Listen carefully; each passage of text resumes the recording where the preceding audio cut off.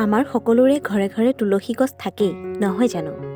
আপোনাৰ ঘৰত থকা তুলসী ভেটিৰ তলত চাকি জ্বলায়নে?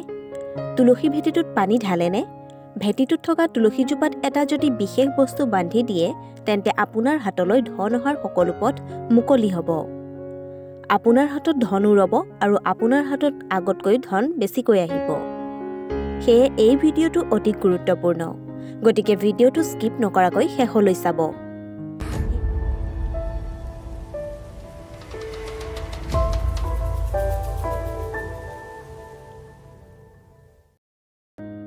হিন্দু ধৰ্মৰ প্ৰায়ভাগ মানুহৰ ঘৰতেই এজোপা হ'লেও তুলসী গছ থাকেই। কিন্তু বহুতেই তুলসী সম্বন্ধে শাস্ত্ৰই কোৱা গুৰুত্বপূৰ্ণ নিয়মসমূহৰ বিষয়ে নাজানে। তুলসী পূজা কেনেকৈ কৰিব লাগে? তুলসীত কেনেকৈ পানী ঢালিব লাগে? তুলসীৰ ওচৰত কি বস্তু ৰখাটো শুভ আদি এই নিয়মসমূহ পালন কৰাটো অতি গুৰুত্বপূৰ্ণ। তুলসীজোপাৰ তলত যদি আপুনি এটা বস্তু বান্ধি দিয়ে, তেন্তে আপুনি বিচৰা ফল পাব।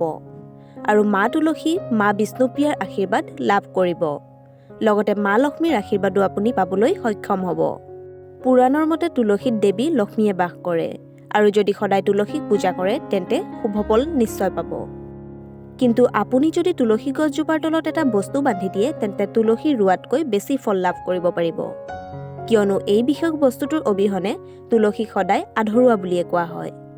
যিকোনো ধাৰ্মিক অনুষ্ঠানেই হওক বা যজ্ঞই হওক, তাত তুলসীৰ ব্যৱহাৰ হয়েই। য'ত তুলসী থাকে তাত ব্ৰহ্মা, বিষ্ণু, মহেশ্বৰো বাস কৰে বুলি কোৱা হয়। তুলসী পূজা কৰিলে সকলো পাপ সেই সময়তে শেষ হয় বুলিও কোৱা হয়। শাস্ত্ৰই কৈছে, যিখন ঘৰত তুলসী গছজোপা ভাল হৈ থাকে, সেইখন ঘৰত সুখ শান্তি সদায় অটুট থাকে। যদি আপোনাৰ ঘৰত তুলসী গছ আছে, তেন্তে সুখ শান্তি সমৃদ্ধিৰ বাবে মা তুলসীক বস্ত্ৰ দান কৰিব লাগে। বহুতৰ ঘৰত তুলসী গছ ঠিকেই থাকে, কিন্তু তুলসীক বস্ত্ৰ বা এডাল মালাও পৰিধান নকৰায়, যাৰ বাবে তেওঁলোকে শুভ ফল লাভ নকৰে। এটা কথা মনত ৰাখিব, তুলসীক কেতিয়াও ৰঙা বস্ত্ৰ দান কৰিব নালাগে। ৰঙা ৰঙৰ সম্বন্ধ মঙ্গল গ্ৰহৰ সৈতে থাকে, আৰু বুধ গ্ৰহ তুলসীৰ লগত জড়িত। মঙ্গল, বুধ ইটো সিটোৰ বাবে অনুকূল নহয়। বুধৰ অনুকূল গ্ৰহ হৈছে শুক্ৰ আৰু শনি। সেইবাবে তুলসীক কেতিয়াও ৰঙা বস্ত্ৰ দান কৰিব নালাগে। তুলসীক সদায় হালধীয়া, সেউজীয়া বা নীলা ৰঙৰ বস্ত্ৰহে আগবঢ়াব লাগে। কিছুমানে এই ৰঙৰ ফটা কাপোৰ তুলসীত বান্ধি দিয়ে, কিন্তু এনেকুৱা কেতিয়াও কৰিব নালাগে। তুলসী গছত সদায় নতুন কাপোৰ বান্ধিব লাগে। তুলসী গছত কাপোৰ বান্ধিবলৈ একাদশীৰ দিনটোৱে অতি উত্তম। যিকোনো এটা একাদশীৰ দিনা তুলসীত নতুন কাপোৰ বান্ধিলে অতি শুভ ফল লাভ কৰিব পাৰিব। কাপোৰ নবন্ধাকৈ তুলসীজোপা কেতিয়াও উকা কৰি থ'ব নালাগে। যদি বান্ধি থোৱা কাপোৰখন পুৰণা হৈ গৈছে, তেন্তে একাদশীৰ দিনাহে সেইখন সলনি কৰিব লাগে। তুলসীৰ বিবাহও কৰিব লাগে। তুলসী বিবাহ কৰালে মানুহৰ সমস্ত দুখৰ অন্ত হয়। বহুতেই নজনাকৈ তুলসীৰ ওচৰত এনেকুৱা বস্তু ৰাখে, যাৰ দ্বাৰা তুলসীৰ অপমান হয়। তুলসী পুলিটো বহুত বেছি সংবেদনশীল। ইয়াক ভালকৈ চোৱা চিতা কৰিব লাগে।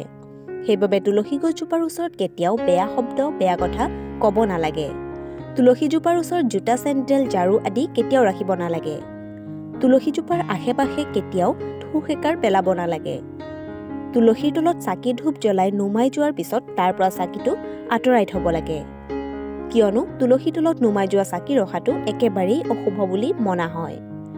মনত ৰাখিব, দেওবাৰৰ দিনটোত কেতিয়াও তুলসী পাত যাতে নিছিঙে, আৰু দেওবাৰে তুলসীক কেতিয়াও পানীও নাঢালিব। এইখিনি যদি আপুনি ভালকৈ কৰে, তেন্তে নিশ্চয় আপুনি শুভ ফল লাভ কৰিব। লগতে মা লক্ষ্মীৰ আপোনাৰ ঘৰলৈ আগমনো হ'ব। আশা কৰোঁ ভিডিঅ'টো চাই ভাল পালে। যদি ভিডিঅ'টো চাই ভাল পালে, তেন্তে লাইক, কমেণ্ট, শ্বেয়াৰ এণ্ড চেনেলটো কিন্তু ছাবস্ক্ৰাইব কৰি দিবলৈ নাপাহৰিব।